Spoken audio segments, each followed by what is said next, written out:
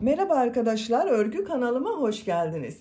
Minik kız çocuklarımız için hem kolay hem de güzel, cep detaylı bir tığ işi yelek yaptım. Bugün bu yelek anlatımını sizlerle paylaşmak istiyorum. Bakın cepleriyle çok güzel oldu. Yelek örgüsüne yakadan zincir yaparak başlıyoruz.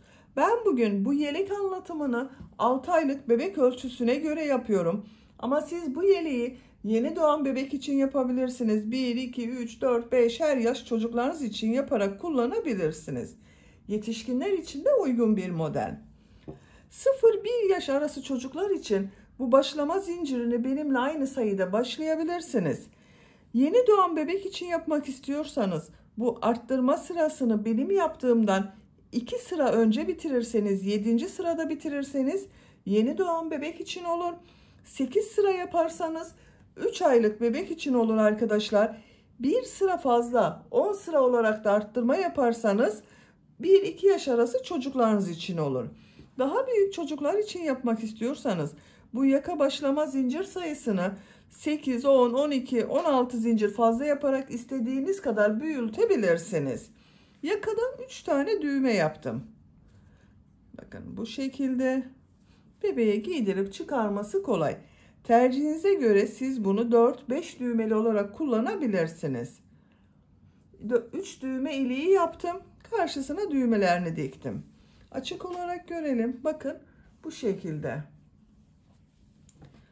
Yelek örgüsünde iplik olarak pembe renk iplik kullandım ben. Kullandığım iplik üzerinde 100 gram iplikte 330 metre var. Bunda bir yumak iplik kullandım arkadaşlar. Diğer renkli iplikler de çok az miktarda kullandım. Bakın cep örgüsünde bu yeşil ipliği kullandım. Pembe renk iplik olarak da çok az miktarda kullandım. Ben bu renkler ile yaptım.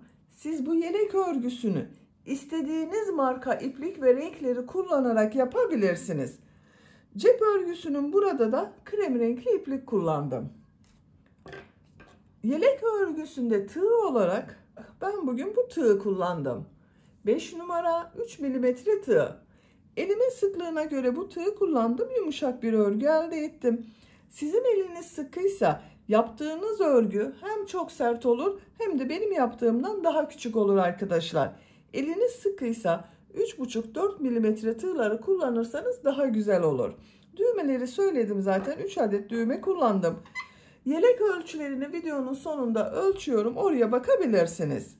İpliği tığ hazırlayalım. Hep birlikte bu kolay ve güzel yelek örgüsüne başlayalım. Örgü kanalıma abone değilseniz abone olmayı unutmayın lütfen. Örgü kanalıma abone olmak ücretsiz. Örgü kanalıma ücretsiz abone olup orada bulunan zil şeklini dokunarak açık yaparsanız kanalıma video yüklediğim zaman ilk önce size bildirim gelir. Örgülerimden herkesten önce sizin haberiniz olur. İzlediğiniz videolarıma beğeni ve yorumlarınızı yaparsanız çok sevinirim arkadaşlar. Hepinize kolay gelsin. İyi çalışmalar.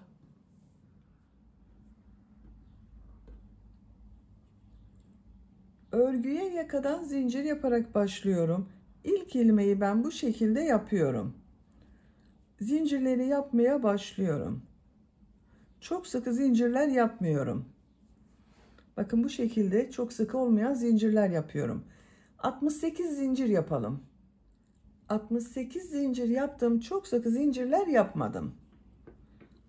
Bu 68 zincirin kaç santimetre olduğunu ölçüyorum. 28 santimetre zincir uzunluğu var.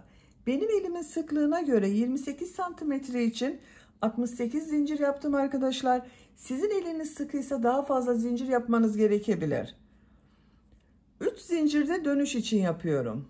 1, 2, 3. Tığ üzerine iplik alıyorum. 3 ilmek atlıyorum. 1, 2, 3. 4. ilmeğe trabzan yapıyorum. 10 trabzan yapıyorum. Bu 3 ilmek atlayarak yaptığımda bir trabzan. Bakın bu 1, 2, 3, 4, 5, 6, 7,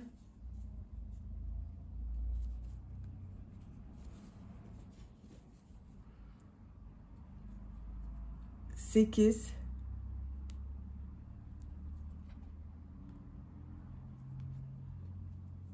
9,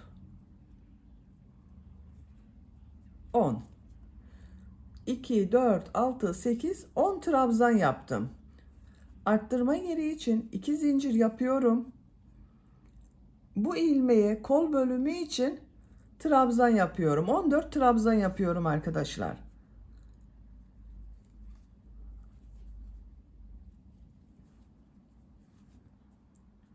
...14 trabzanı yapalım. Kol bölümü için 14 trabzan yaptım. 2, 4, 6, 8, 10, 12, 14. Arttırma yeri için 2 zincir yapıyorum. 20 trabzan yapıyorum.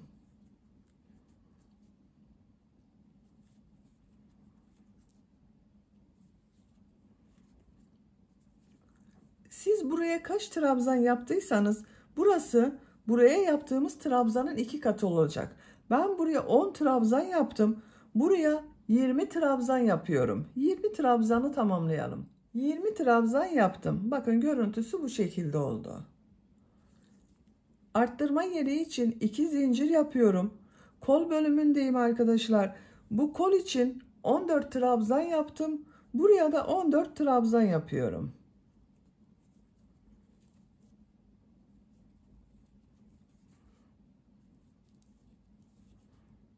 ...14 trabzanı tamamlayalım.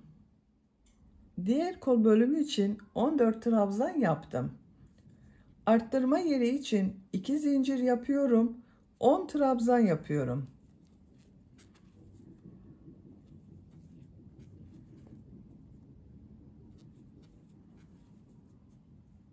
Sıra sonuna kadar devam edelim.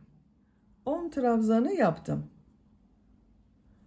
Bu sırada yaka ayrımlarını yaptık. Sıra başında ve sıra sonunda 10 trabzan yaptım. Kol bölümleri için 14 trabzan yaptım. Buraya da bunların ikisi toplamı olan 20 trabzan yaptım. İkinci sıradayım. Bir zincir yapıyorum. Örgüyü çeviriyorum. İlk ilmek üzerine trabzan yapıyorum.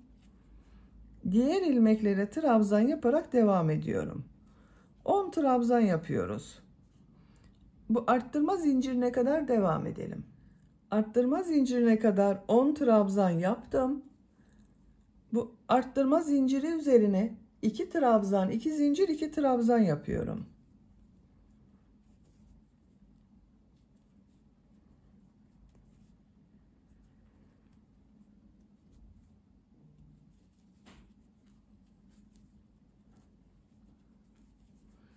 İki trabzan, 2 zincir, 2 trabzan yaptım. Kol bölümünde 14 trabzan yaptım arkadaşlar. 14 trabzan yapıyorum.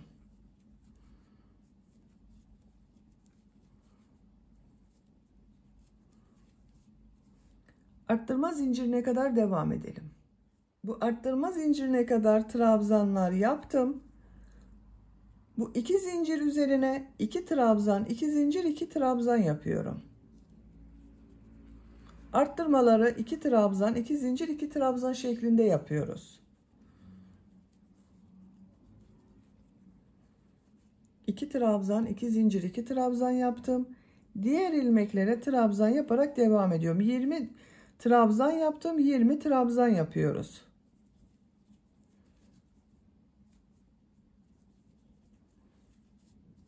Buraya kadar devam edelim. Arttırma zincirine kadar trabzanlar yaptım. Buraya 2 trabzan, 2 zincir, 2 trabzan yapıyorum.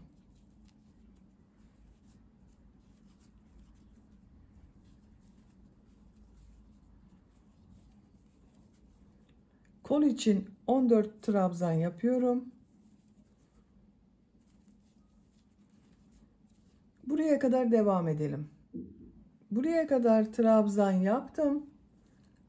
Arttırma yerine 2 trabzan, 2 zincir, 2 trabzan yapıyorum.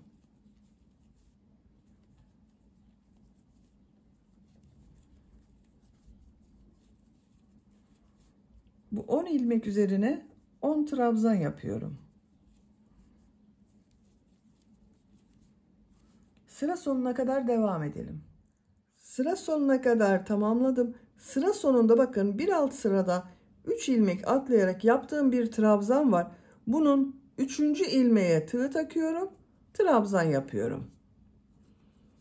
Buraya da 10 trabzan yaptım arttırmadan sonra. Bir zincir yapıyorum. Örgüyü çeviriyorum. Bu sırada yine arttırma yapacağız. Bu arttırma yerlerinde bir trabzan, 2 zincir, bir trabzan şeklinde arttırma yapacağız. İlk ilmeğe trabzan yapıyorum. Diğer ilmeklere trabzan yaparak devam ediyorum. Buraya kadar devam edelim. Arttırma yapacağım yere kadar trabzanları yaptım. Arttırma zincirinin üzerine bir trabzan, 2 zincir, bir trabzan yapıyorum.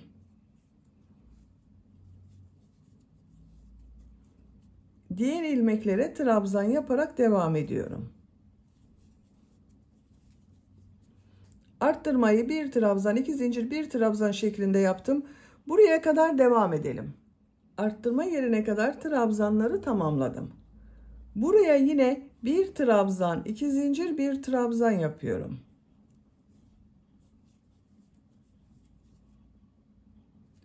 Diğer ilmeklere birer defa trabzan yapıyorum. Buraya kadar devam edelim. Bu arttırma yerinde ve bu arttırma yerinde yine bir trabzan, 2 zincir, bir trabzan yapalım. Diğer ilmeklere birer defa trabzan yapalım. Sıra sonuna kadar tamamlayalım. Sıra sonuna kadar tamamladım. Bu sırada bakın bu arttırma yerlerinde bir trabzan, 2 zincir, bir trabzan yaptım. 4. sıradayım. Bir zincir yapıyorum. Örgüyü çeviriyorum. Bu sırada arttırmaları 2 trabzan, 2 zincir, 2 trabzan şeklinde yapıyoruz. İlk ilmek üzerine trabzan yapıyorum. Diğer ilmeklere trabzan yaparak devam ediyorum. Arttırma yerine kadar devam edelim. Arttırma yapacağım yere kadar trabzanları yaptım. Arttırma zincirinin üzerine 2 trabzan, 2 zincir, 2 trabzan yapıyorum.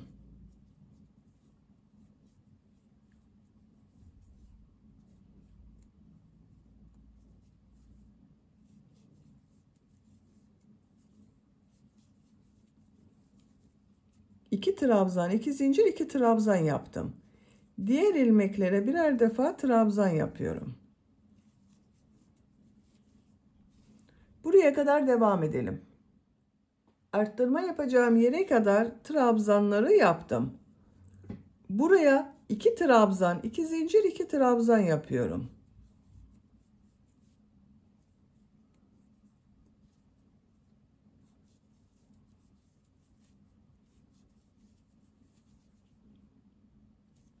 Diğer ilmeklere birer defa trabzan yapıyorum. Bakın bu sırada arttırmaları 2 trabzan, 2 zincir, 2 trabzan şeklinde yapıyoruz. Bu arttırma yerinde ve bu arttırma yerinde de 2 trabzan, 2 zincir, 2 trabzan yapalım. Diğer ilmeklere birer defa trabzan yapalım. Sıra sonuna kadar tamamlayalım. Sıra sonuna kadar tamamladım. Bakın arttırma yerlerinde 2 trabzan, 2 zincir, 2 trabzan yaptım. Diğer ilmeklere birer defa trabzan yaptım. 4. sırayı bitirdik.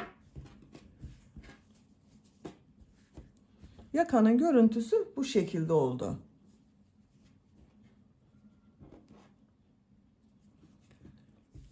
Beşinci sıradayım. Bir zincir yapıyorum. Örgüyü çeviriyorum. İlk ilmeğe trabzan yapıyorum. Diğer ilmeklere trabzan yaparak devam ediyorum. Arttırma yerine kadar devam edelim. Arttırma yapacağım yere kadar trabzan yaptım. Arttırma yerine bu sırada bir trabzan, 2 zincir, bir trabzan yapıyorum.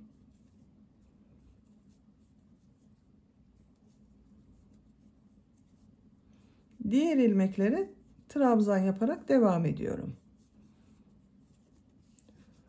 Arttırmalar bu şekilde devam edecek arkadaşlar. Bir sırada bir trabzan, 2 zincir, bir trabzan şeklinde arttırma yapıyoruz. Bir sonraki sırada 2 trabzan, 2 zincir, 2 trabzan yapıyoruz. Bakın 5. sıradayım. Bir trabzan, 2 zincir, bir trabzan şeklinde arttırma yaptım. 6. sırada 2 trabzan, 2 zincir, 2 trabzan. 7. sırada 1 trabzan, 2 zincir, 1 trabzan. 8. sırada 2 trabzan, 2 zincir, 2 trabzan. 9. sırada yine 1 trabzan, 2 zincir, 1 trabzan şeklinde arttırmalar yapacağız. Yapacak olduğunuz çocuğun büyüklüğüne göre bu dönüşümlü olarak arttırmaları yaparak yakanın örgüsünü tamamlayalım. Roba örgüsünü arttırmalar yaparak 9 sıra tamamladım. Bir sırada 2 trabzan, 2 zincir, 2 trabzan yaptım. Bir sırada 1 trabzan, 2 zincir, 1 trabzan şeklinde arttırma yaptım. 1, 2, 3, 4, 5, 6, 7, 8, 9. Santimetre olarak ölçüyorum. 10 santimetre yükseklik var. Şu şekilde katlıyorum. Bakın arkadaşlar, böyle. Benim yapacağım ölçü için yeterli. Siz bir beden büyük olsun istiyorsanız bir sıra daha arttırma sırası yapabilirsiniz. 10 sıra olarak tamamlayabilirsiniz. Küçük yapmak istiyorsanız da benim yaptığımdan bir sıra önce bitirirseniz daha küçük ölçüde olur. 10. sıradayım. 10. sırada kol ve gövde bölümünü birbirinden ayırıyorum. Artık örgüye gövdenin örgüsüyle devam ediyorum. Bir zincir yapıyorum, örgüyü çeviriyorum. Bir sıra trabzan sırası yapıyorum. İlk ilmek üzerine trabzan yapıyorum. Diğer ilmeklere trabzan yaparak devam ediyorum.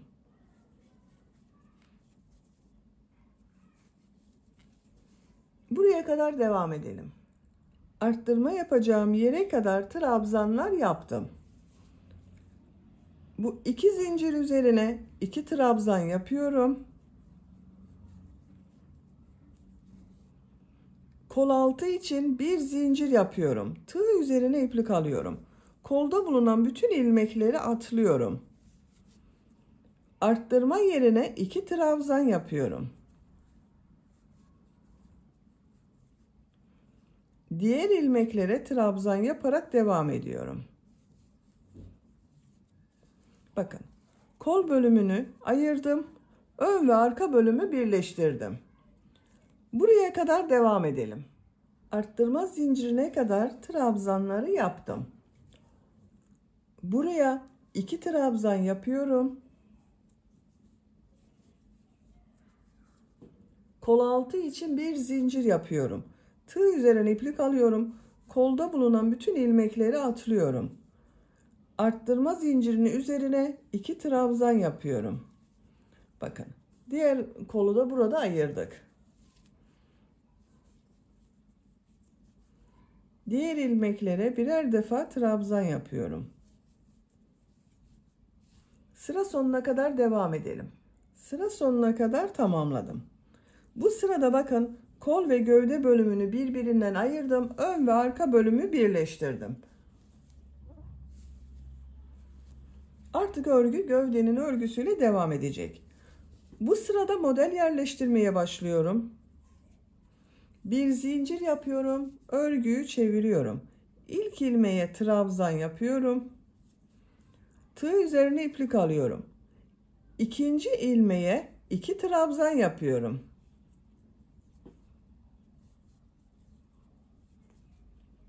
Tığ üzerine iplik alıyorum. Bir ilmek atlıyorum. İkinci ilmeğe 2 trabzan yapıyorum.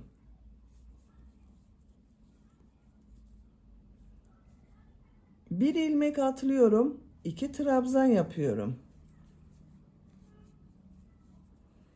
Aynı ilmeğe 2 trabzan yapıyoruz. Bir ilmek atlıyorum. 2 trabzan yapıyorum. Çok kolay arkadaşlar model. Bu şekilde sıra sonuna kadar devam edelim. Sıra sonuna kadar tamamladım. Son ilmeğe bir trabzan yapıyorum. Bu sırada bir ilmeğe 2 trabzan yaptık. Bir ilmek atladık. Bir ilmeğe 2 trabzan yaptık. Model bu arkadaşlar. Bir zincir yapıyorum. Örgüyü çeviriyorum. İlk ilmek üzerine trabzan yapıyorum. Tığ üzerine iplik alıyorum. Bu sırada bu İki trabzan ortasına, bakın model yaptığımız iki trabzan var. Bunun ortasına iki trabzan yapıyorum.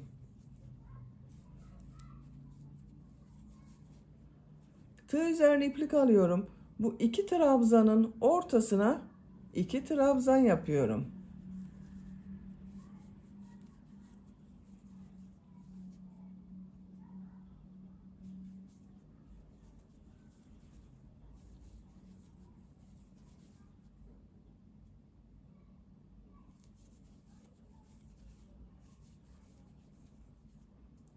Sıra sonuna kadar devam edelim. Sıra sonuna kadar tamamladım. Son ilmeğe bir trabzan yaptım. Bir zincir yapıyorum. Örgüyü çeviriyorum. İlk ilmek üzerine trabzan yapıyorum. Sıra başında ve sıra sonunda bir trabzan yapıyoruz bakın. Yine bu iki trabzanın ortasına iki trabzan yapıyorum.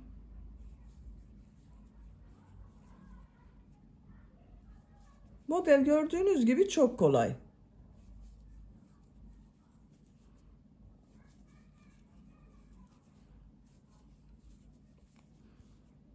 Bu şekilde devam edeceğiz arkadaşlar.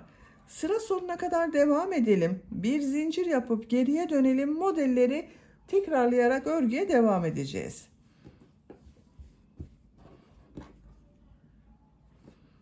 Yapacak olduğunuz çocuğun büyüklüğüne ve tercihinize göre bu model sırasını istediğiniz kadar tekrarlayarak gövdenin örgüsünü tamamlayalım. Gövde örgüsünü 18 model sırası yaptım. 1, 2, 3, 4, 5, 6, 7, 8, 9, 10, 11, 12, 13, 14, 15, 16, 17, 18. Santimetre olarak ölçüyorum.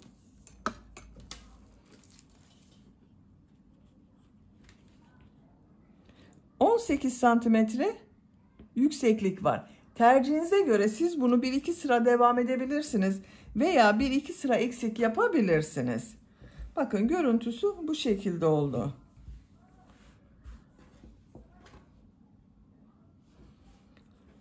Son sırada bakın ipliği burada kestim. Son sırayı yapıyoruz. Son sırayı koyu pembe renk bir iplik ile yapıyorum ben. Bu son ilmekten ipliği bağlıyorum. Sizin burada da bitmiş olabilir. Hiç fark etmez arkadaşlar. Buradan bağlıyorum bakın. İlmek yapıyorum. Sağlamlaştırdım. Bu ilk ilmek üzerine bir sık iğne, 2 zincir, bir sık iğne yapıyorum. Bir ilmek atlıyorum. İkinci ilmeğe bir sık iğne, 2 zincir, bir sık iğne yapıyorum. Bir ilmek atlıyorum. Bir sık iğne, 2 zincir, bir sık iğne yapıyorum. İplik ucunda bakın içinde tutuyorum. Bu şekilde model yapıyoruz. Sıra sonuna kadar devam edelim. Sıra sonuna kadar pıtırcık modellerini yaptım. Bakın görüntüsü böyle oldu. Ön patlardayım. Ön patta da pıtırcık modeli yapıyorum. Bakın bu ilk ilmeğe bir sık iğne, 2 zincir, bir sık iğne yapıyorum. Bir ilmek atlıyorum. Bir sık iğne, 2 zincir, bir sık iğne yapıyorum. Trabzan boşluğunu atlıyorum. Bir sık iğne, 2 zincir, bir sık iğne yapıyorum. Bu ilmeğe de bir sık iğne, 2 zincir, bir sık iğne yapıyorum. Trabzan boşluğunu atlıyorum. Bir sık iğne, 2 zincir, bir sık iğne yapıyorum. Bu ön patta bu yakanın buraya ben düğme iliği yapmak istiyorum. Onun için bakın bu kol ayrımı yaptığım bu sıra var. Buraya kadar pıtırcık modelleri yaparak devam edelim. Pıtırcık modelleri yaparak buraya kadar tamamladım. Bakın kol ayrımını yaptığım sıradayım. Görüntüsü böyle oldu. Buraya 3 tane düğme iliği yapmak istiyorum. İşaretleri yapalım. Birisini bakın bu kol ayrımı yaptığım sıraya yapıyorum. İkincisini yaka başlangıcına buraya yapıyorum. Üçüncüsünde ikisinin ortasına. Bakın şu şekilde katladım. Ortaya gelen yere üçüncü düğmeyi yapıyorum. Yerlerini işaretledik. Siz isterseniz 4 veya 5 düğme yapabilirsiniz. Onun için bakın birisini buraya, birisini buraya yapabilirsiniz. İşareti çıkarıyorum. Bakın ilk işareti. En son pıtırcık modeli yaptım. Buraya bir sık iğne yapıyorum. Düğme iliği için 7 zincir yapıyorum. Aynı ilmeğe sık iğne yapıyorum. İlk düğme iliğini yaptım. Bu ilmeğe bir sık iğne, 2 zincir, bir sık iğne yapıyorum. Trabzan boşluğunu atlıyorum. Bir sık iğne, 2 zincir, bir sık iğne yapıyorum. Bir sık iğne, 2 zincir, bir sık iğne yapıyorum. Bakın ikinci düğme iliğinde buraya yapıyorum. Buraya 1, 2, 3 pıtırcık modeli yaptım. Bir sık iğne yapıyorum. Düğme iliği için 7 zincir yapıyorum. Sık iğne yapıyorum. İkinci düğme iliğini yaptım. Bir ilmek atlıyorum. Bir sık iğne, 2 zincir, bir sık iğne yapıyorum. Bir ilmek atlıyorum. Bir sık iğne, 2 zincir, bir sık iğne yapıyorum. Trabzan boşluğunu atlıyorum. Bir sık iğne, 2 zincir, bir sık iğne yapıyorum. Bakın bu iki düğme iliği arasına 3 pıtırcık yaptım. Buraya da 3 pıtırcık modeli yaptım. Üçüncü düğme iliğini bu yaka başlangıcına yapıyorum. Bir sık iğne yapıyorum. Düğme iliği için 7 zincir yapıyorum. Aynı ilmeğe sık iğne yapıyorum. 3 düğme iliğini yaptık. Yakanın çevresinde de pıtırcık modelleri yaparak devam ediyorum. Bu ilk ilmeğe bir sık iğne, 2 zincir, bir sık iğne yapıyorum. Bir ilmek atlıyorum. Bir sık iğne, 2 zincir, bir sık iğne yapıyorum. Bir ilmek atlıyorum. Bir sık iğne, 2 zincir, bir sık iğne yapıyorum. Bakın bu şekilde. Yaka çevresinde pıtırcık modelleri yapalım. Diğer ön patta da burada yaptığımız gibi pıtırcık modelleri yapacağız. Buraya kadar tamamlayalım. Buraya kadar pıtırcık modelini yaptım. Son pıtırcık modelini burada yaptığım bakın ilmek ile ilmek kaydırma yaparak birleştiriyorum. İpliği kesiyorum.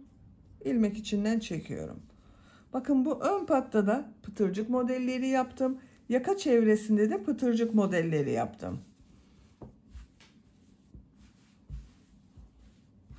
Bakın çok güzel oldu arkadaşlar. Tırtıklı bir görüntü elde ettik.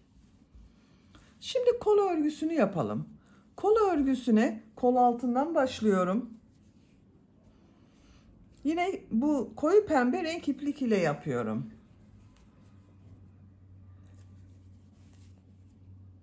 Kol altında yaptığım bu ilmeğe ipliği bağlıyorum.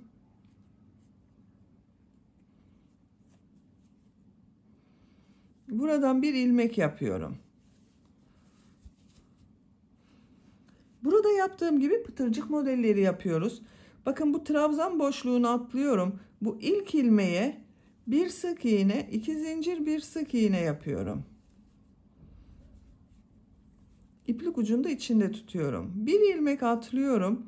Bir sık iğne, 2 zincir, bir sık iğne yapıyorum. Bir ilmek atlıyorum. Bir sık iğne, 2 zincir, bir sık iğne yapıyorum. Bakın bu şekilde modeller yapıyoruz. Sıra sonuna kadar devam edelim. Sıra sonuna kadar pıtırcık modelleri yaptım. Son yaptığım modeli kol altında bulunan bu ilmek ile ilmek kaydırma yaparak birleştiriyorum. İpliği kesiyorum. Ben kestim. İlmek içinden çekiyorum. Bitirdim. Bakın kol örgüsü bu şekilde oldu. Çok güzel oldu. Burada yaptığımız gibi yaptık. Diğer kol örgüsünü de ben tamamladım. Bakın arkadaşlar bu şekilde bu kol örgüsünü başladığımız gibi başlayıp bitirebiliriz.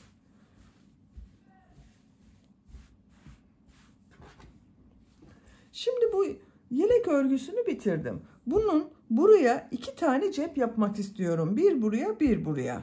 O cep örgülerini de yapalım. Bu yeleği dikeceğiz arkadaşlar. İlk önce sihirli halka yapıyorum. Sihirli halkayı bilmeyen arkadaşlar için gösteriyorum. Bakın ipliği şu şekilde tutuyorum. Parmağımın üzerine bir defa doladım. Parmağımın üzerinde bir halka oluştu. Buna tığ takıyorum. İplik aldım, içinden çektim. Parmağımdan çıkarıyorum. Bir zincir yapıyorum, sağlamlaştırdım. Bakın sihirli halkayı yaptım. 3 zincir yapıyorum. Tığ üzerine iplik alıyorum. 2 trabzan yapıyorum. Bu sıra başında yaptığım 3 zincirde bir trabzan. Bununla 3 trabzan olacak. 3 trabzan yaptım. 2 zincir yapıyorum. 3 trabzan yapıyorum.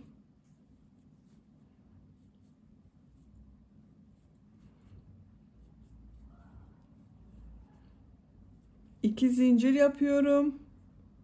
3 trabzan yapıyorum.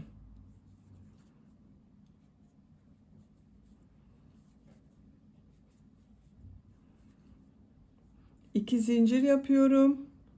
3 trabzan yapıyorum.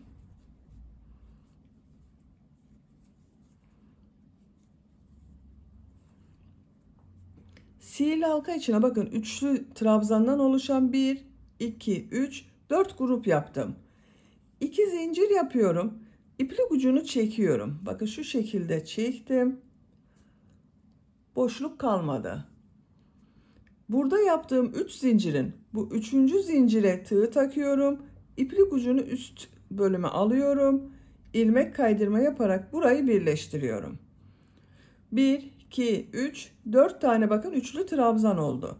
Bu renk ipliği kesiyorum.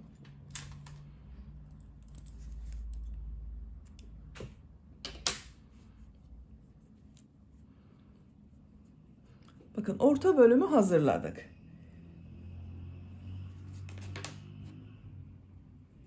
Bu renk iplik ile devam ediyorum. Siz tercihinize göre istediğiniz renk iplikleri kullanabilirsiniz. Bu 2 zincirin herhangi birinden başlayabilirsiniz. Bu 2 zincirli boşluğa bir ilmek yapıyorum. Bakın bu renk iplik ile 3 zincir yapıyorum. Bu 3 zincir bir trabzan oluyor. Tığ üzerine iplik alıyorum. Buraya 2 trabzan yapıyorum.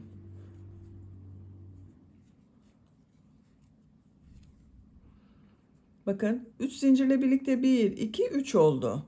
Tığ üzerine iplik alıyorum. Bu sırada bu 2 zincirlerin üzerine 3 trabzan, 2 zincir, 3 trabzan yapacağız. Bu ilk başta yaptığımın yarısını yapıyorum bakın. Sıra sonunda buraya yine 3 trabzan yapacağız, 2 zincir yapacağız. Tığ üzerine iplik alıyorum. İplik ucunda şu şekilde içte tutuyorum. Bu 2 zincirli boşluğa 3 trabzan, 2 zincir, 3 trabzan yapıyorum.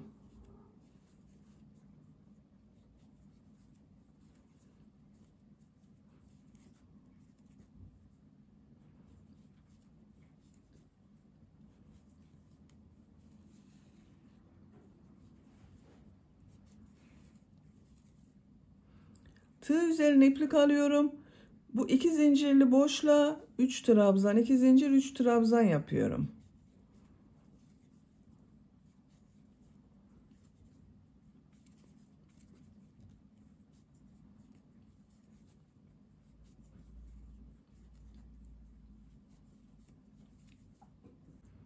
Tığ üzerine iplik alıyorum. 2 zincirli boşluğa 3 trabzan, 2 zincir, 3 trabzan yapıyorum.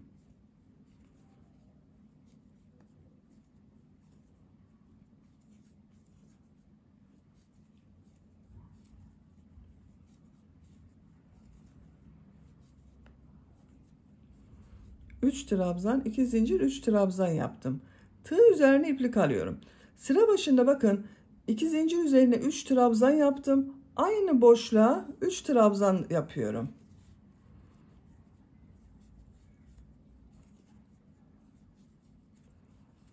Üç trabzanı yaptım. Zincir yapmıyorum burada. Tığ üzerine iplik alıyorum.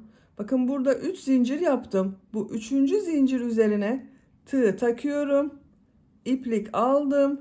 Çekiyorum. Hepsini içinden bir defada çekiyorum. Bakın burada bir zincir şekli oluşturduk. 1, 2, 3, 4 tane üçlü gruptan oluşan bakın grup yaptık arkadaşlar. Bu ipliği kesiyorum.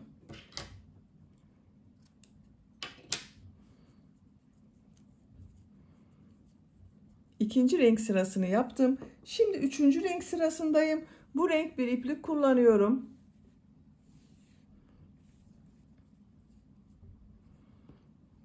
Yine herhangi bir iki zincirli boşluktan başlayabilirsiniz. Bakın buradan başlayalım bunu da. İlmek yapıyorum.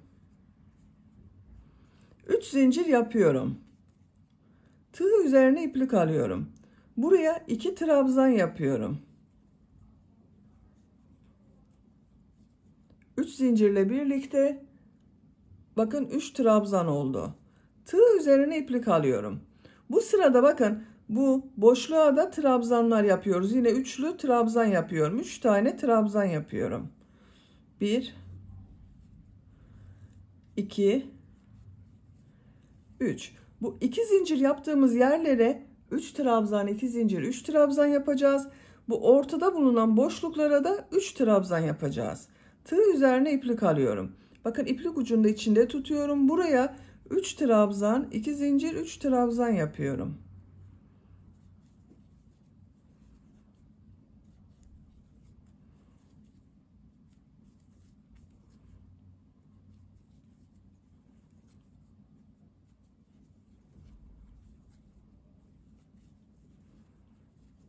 Üç trabzan, 2 zincir, 3 trabzan yaptım.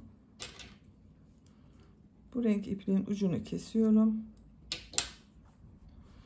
Bakın burada temiz bir görüntü elde ettik. Tığ üzerine iplik alıyorum.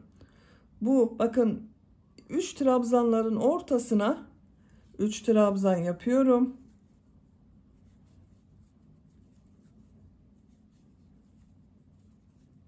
Tığ üzerine iplik alıyorum. Bu 2 zincirli boşluğa 3 trabzan, 2 zincir, 3 trabzan yapıyorum.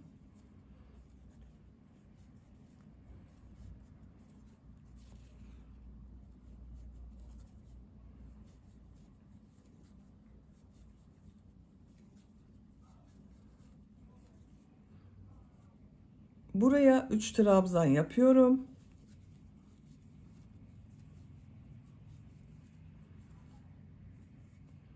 İki zincirli boşluğa 3 trabzan, 2 zincir, 3 trabzan yapıyorum.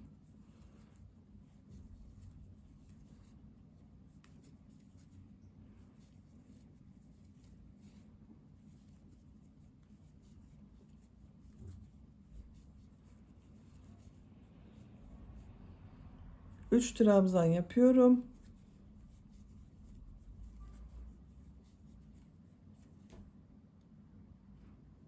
Tığ üzerine iplik alıyorum. İlk başladığım bakın bu üçlü grubun yanına 3 tane trabzan yapıyorum.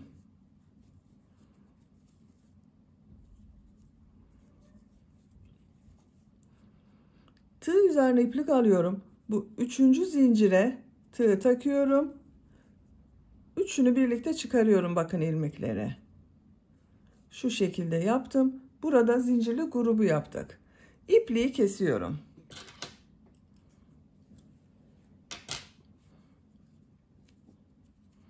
Bakın arkadaşlar bu şekilde oldu. Dördüncü sıradayım. Dördüncü sırada yine krem renkli iplik ile devam ediyorum.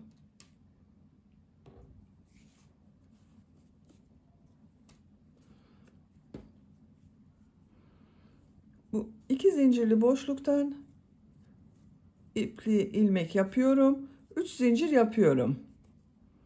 Tığ üzerine iplik alıyorum. 2 trabzan yapıyorum.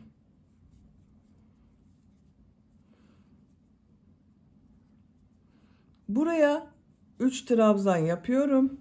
Bakın bu sırada bu köşelerden başka buralara bakın 2 yere 3'er trabzan yapacağız.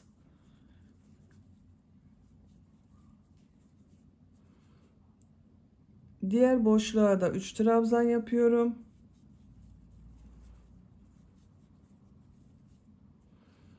Bu 2 zincirli boşluğa 3 trabzan, 2 zincir, 3 trabzan yapıyorum.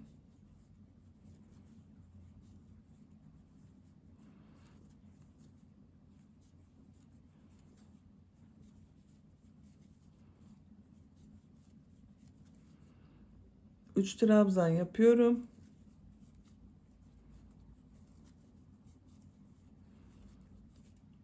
Bakın arkadaşlar, bu şekilde oluyor. Köşelere 3 trabzan, 2 zincir, 3 trabzan yapıyoruz. Diğer bakın bu yaptığımız boşluklara da 3'er trabzan yapıyoruz.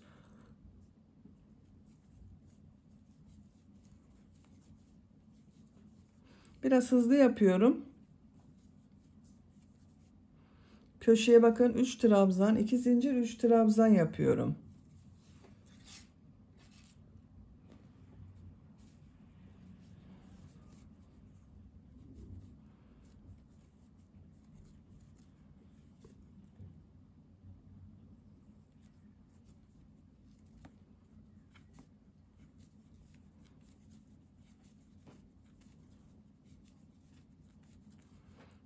Üç trabzan yapıyorum.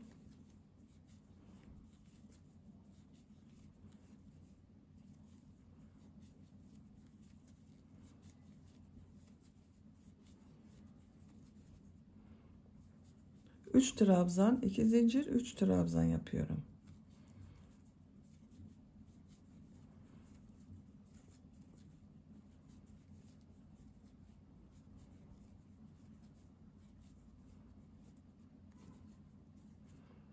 Üç trabzan yapıyorum.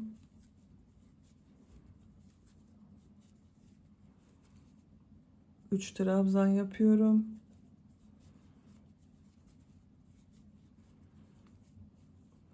Bakın son gruba, buraya da başladığım gruba da 3 trabzan yapıyorum.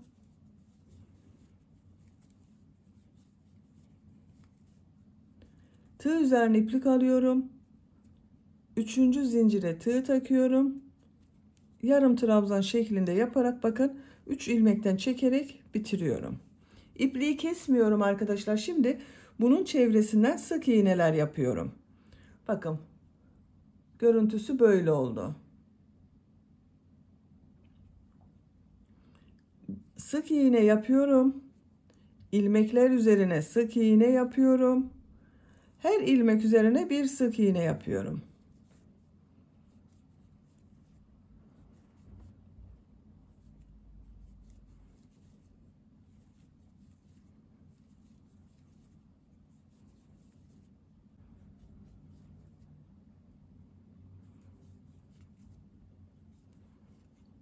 İlmekler üzerine birer defa sık iğne yaptım. 2 zincirli boşluğa 3 sık iğne yapıyorum. 1 2 3. Diğer ilmeklere birer defa sık iğne yapıyorum.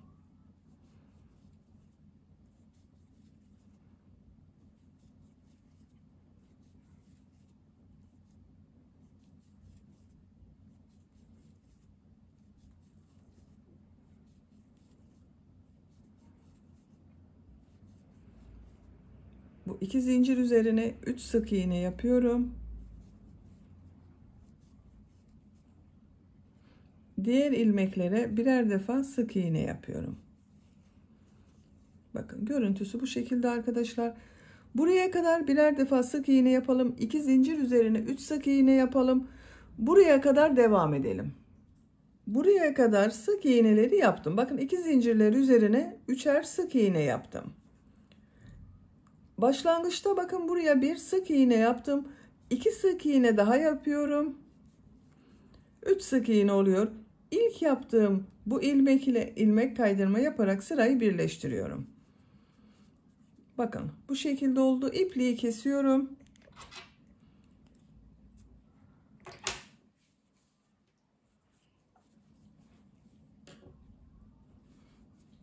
motifin örgüsünü bitirdik.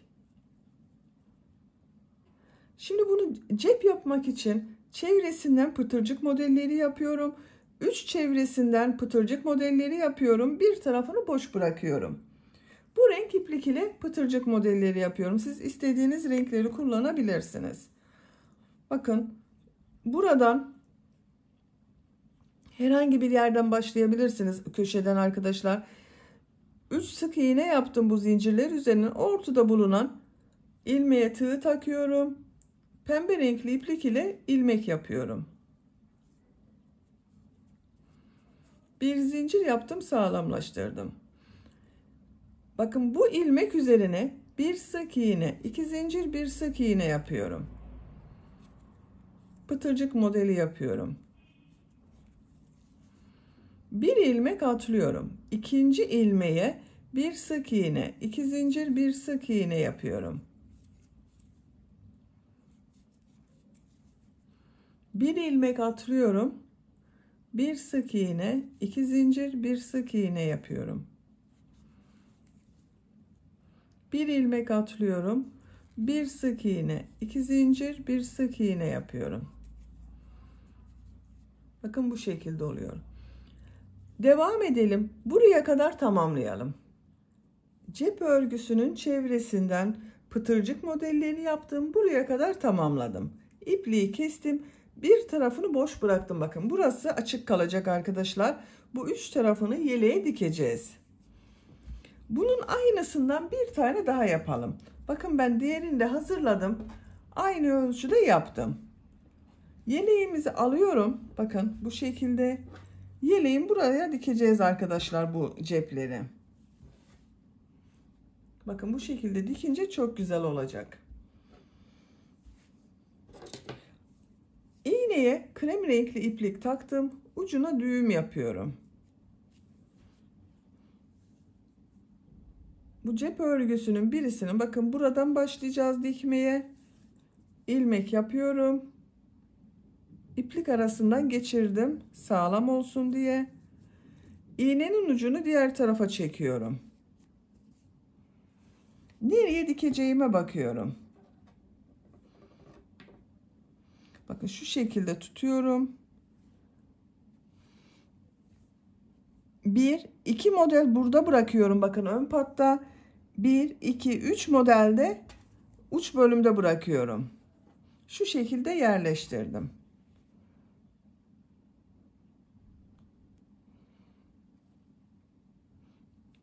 Bakın bu şekilde dikiyorum.